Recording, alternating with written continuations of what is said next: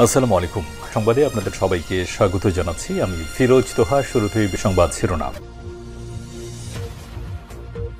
বাংলাদেশের সর্বশেষ গুরুত্বপূর্ণ আপডেট সংবাদে আপনাকে স্বাগত। শুরুতেই সংবাদ শিরোনাম, পরে বিস্তারিত। শুরুতেই জানাবো, 5 দেশ এবং কেমেন আইল্যান্ডসে শেখ হাসিনার সম্পদের সন্ধান পাওয়া গেছে। চীনের বিশেষ প্রশাসনিক অঞ্চল হংকং সহ 5টি দেশ ও কেমেন আইল্যান্ডস দ্বীপপুঞ্জে সাবেক প্রধানমন্ত্রী শেখ হাসিনার সম্পদের সন্ধান পাওয়া গেছে বলে জানিয়েছেন প্রধান উপদেষ্টার প্রেস সচিব শফিকুল আলম। আজ 10ই মার্চ রাজধানীর বেইলি রোডে ফরেন সার্ভিস একাডেমিতে আয়োজিত এক ব্রিফে সব কথা জানান তিনি। এরপর জানাবো, ভারতকে ব্যবহার করে শেখ হাসিনার প্রচারণা চালানো বিপজ্জনক। দ্য গার্ডিয়ানকে বলেন ডক্টর ইউনূস। ভারতে আশ্রয় নিয়ে শেখ হাসিনা নতুন বাংলাদেশ নিয়ে অপপ্রচার চালাচ্ছেন এবং এতে দেশ অস্থিতিশীল হচ্ছে বলে মনে করছেন অন্তর্বর্তীকালীন সরকারের প্রধান উপদেষ্টা অধ্যাপক ডক্টর মোহাম্মদ ইউনূস। এদিকে শাহবাগ ব্লকেট থেকে সরে এসে নতুন কর্মসূচি ঘোষণা ৩০ কলেজের শিক্ষার্থীদের। দেশজুড়ে আশঙ্কাজনক হারে ধর্ষণ বেড়ে যায় এবং দোষীদের সর্বোচ্চ শাস্তি নিশ্চিত করার দাবিতে শাহবাগ ঘোষিত ব্লকেট কর্মসূচি প্রত্যাহার করেছেন ৩০ কলেজের শিক্ষার্থীরা। জানাবো, বিচার ও সংস্কারের রোডম্যাপ ঘোষণার দাবি নাহিদের। জুলাইয়ের আহত এবং শহীদ পরিবারের সাথে এনসিপির ইফতার। জুলাই আন্দোলনে শহীদ ও আহত পরিবারের সদস্যদের সম্মাননা ও সংহতি জানিয়ে বিশেষ ইফতার ও দোয়া মাহফিলের আয়োজন করেছে জাতীয় নাগরিক পার্টি এনসিপি। এবারে জানাবো, রাজধানীতে ২৭ ডাকাত সহ গ্রেপ্তার ২৩৫। রাজধানীর বিভিন্ন এলাকায় অভিযান চালিয়ে গত ২৪ ঘণ্টায় ২৭ জন ডাকাত সহ গ্রেপ্তার করা হয়েছে ২৩৫ জনকে। সোমবার বিকেলে ঢাকা মেট্রোপলিটন পুলিশ ডিএমপির পক্ষ থেকে এই তথ্য জানানো হয়েছে। এর আগে শনিবার রাত ১২টা থেকে রোববার রাত ১২টা পর্যন্ত অভিযান চালিয়ে তাদের গ্রেপ্তার করা হয়। এবং সর্বশেষ জানাব, হাসিনা শেষ ১০ বছরে সীমান্তে প্রাণ হারান ৩০৫ জন বাংলাদেশি। শেখ হাসিনার আমলে শেষ ১০ বছরে সীমান্তে ভারতীয় সীমান্তরক্ষী বাহিনীর গুলিতে কমপক্ষে ৩০৫ জন বাংলাদেশি নিহতের ঘটনা ঘটেছে। এছাড়াও অন্তত ২৮২ জন গুরুতর আহত হয়েছে। আজ মানবাধিকার সংগঠন হিউম্যান রাইটস সাপোর্টস সোসাইটি কর্তৃক গণমাধ্যমে পাঠানো এক জরিপে এমনটাই জানানো হয়েছে। প্রিয় দর্শক, এতক্ষণ শুনছিলেন সংবাদ শিরোনাম, এবারে বিস্তারিত। তবে তার আগে বন্ধুরা, অনুরোধ থাকবে সংবাদটিতে একটি লাইক দিন। এই চ্যানেলে আপনি নতুন হয়ে থাকলে আমাদের সংবাদটি দেখতে দেখতে চ্যানেলটি সাবস্ক্রাইব করে রাখুন। কমেন্ট করে বন্ধুরা আপনার মূল্যবান মতামত জানিয়ে দিন আপনি বিশ্বের কোন দেশ থেকে বা বাংলাদেশের কোন স্থান থেকে আমাদের এই সংবাদটি দেখছেন এবং শুনছেন। আর বন্ধুরা, এই সংবাদটি আপনার সোশ্যাল মিডিয়া ফেসবুকে শেয়ার করে বন্ধুদের জানার সুযোগ করে দিন। এবারে বিস্তারিত। 5 দেশ এবং কেমান আইল্যান্ডসে শেখ হাসিনার সম্পদের সন্ধান পাওয়া গেছে। চীনের বিশেষ প্রশাসনিক অঞ্চল হংকং সহ 5টি দেশ ও কেমান আইল্যান্ডস দ্বীপপুঞ্জে সাবেক প্রধানমন্ত্রী শেখ হাসিনার সম্পদের সন্ধান পাওয়া গেছে বলে জানিয়েছেন প্রধান উপদেষ্টার প্রেস সচিব শফিকুল আলম। সোমবার 10ই মার্চ রাজধানীর বেইলি রোডে ফরেন সার্ভিস একাডেমিতে আয়োজিত প্রেস ব্রিফিংয়ে সব তথ্য জানান তিনি। প্রেস সচিব শফিকুল আলম বলেছেন, সাবেক প্রধানমন্ত্রী শেখ হাসিনা, তার পরিবার ও তাদের স্বার্থ সংশ্লিষ্ট ব্যক্তি প্রতিষ্ঠানের বিরুদ্ধে BFIO, Bangladesh financial intelligence unit ও যৌথ তদন্ত দল অনুসন্ধানে অবৈধভাবে দেশ বিদেশে বিভিন্ন দেশে সম্পদের সন্ধান পেয়েছে। প্রেস সচিব আরও বলেছেন, বিএফআইও ও যৌথ তদন্ত দলের অনুসন্ধানে যুক্তরাষ্ট্র, যুক্তরাজ্য, মালয়েশিয়া, সিঙ্গাপুর, হংকং ও পশ্চিম ক্যারিবিয়ান সাগরের দ্বীপ কেম্যান আইল্যান্ডসে শেখ হাসিনার সম্পদের সন্ধান পাওয়া গেছে। এছাড়া মালয়েশিয়ার একটি ব্যাংকে রাশিয়ান স্ল্যাব ফান্ডের অস্তিত্ব পাওয়া গেছে। শফিকুল আলম আরও বলেছেন, ১২৪টি ব্যাংক অ্যাকাউন্টে ৬৩৫.১৪ কোটি টাকা, রাজুক ১,৮০,০০,০০০ টাকা, দলিল মূল্য ৬০ কাঠা প্লট, ৮,৮৫,০০,০০০ টাকা মূল্যের ১০% জমি সহ ৮টি ফ্ল্যাটের সন্ধান পাওয়া গেছে।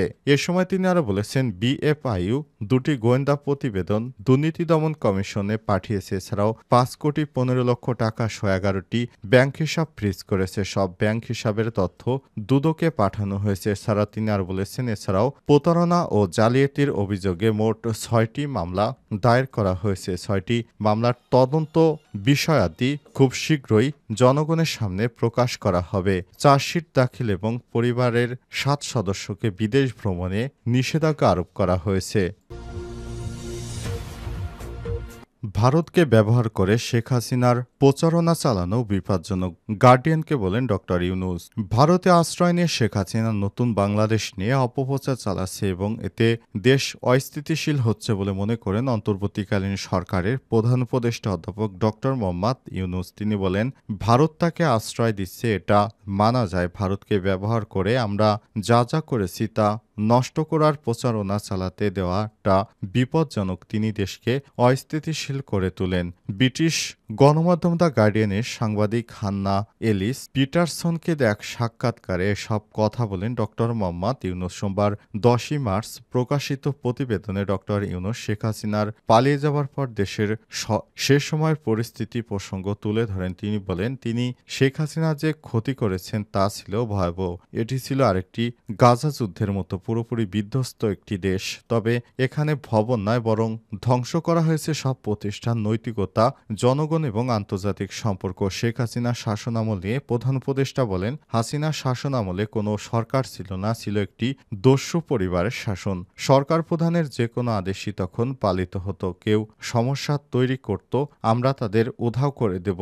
নির্বাচন করতে চান, আমরা নিশ্চিহ্ন করব, আপনি যেন আর আজীবনও পৃথিবীতে না থাকেন।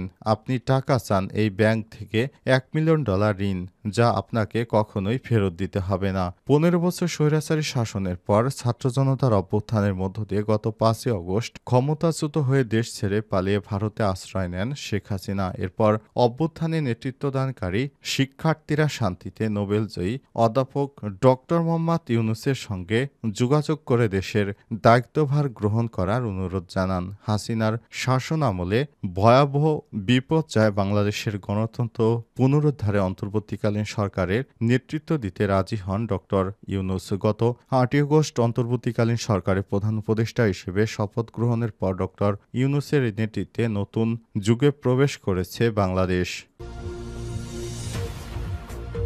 শাহবাগ ব্লকেট থেকে সরে এসে নতুন কর্মসূচি ঘোষণা 30 কলেজের।